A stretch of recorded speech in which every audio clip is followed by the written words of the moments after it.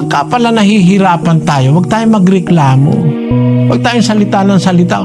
Buwisit na buhay to, buwisit na bahay to. Ba't ganun? Ba't yung buhay ang buwisit? Bigay ng Diyos yun. Kaya buhay, bigay ng Diyos yun.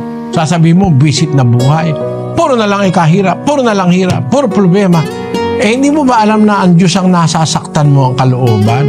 Isang aral yun na dapat nating matutunan.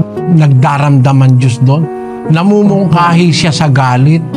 Nagagalit ang Diyos pagka nakakarinig siya ng mga ganun na salita sa tao. Mag-iingat tayo. At ang dyan, yung pagtitiis, upang sa pamamagitan ng pagtitiis at pag-aliw ng mga kasulatan ay magkaroon tayo ng pag-asa. Halimbawa, nahihirapan ka sa buhay, imbis na sisihin mo kahit na sino, sabihin mo sa Diyos, yung kagaya ng sinasabi ng isang nagmamahal. Kahit libong dusa ay hahamakin, kung ikaw ang magdudulot, ay ligaya sa akin. Ayon.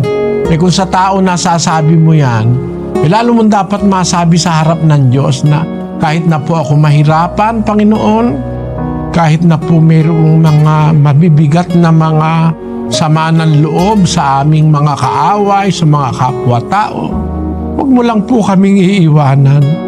At nangangako kaming hanggang sa katapusan, aming ipagpapatuloy ang aming sinimulang pagkilala at paglilingkod sa iyo. Tulungan mo lang po kami, Ama. Yon ang dapat nating maisaisip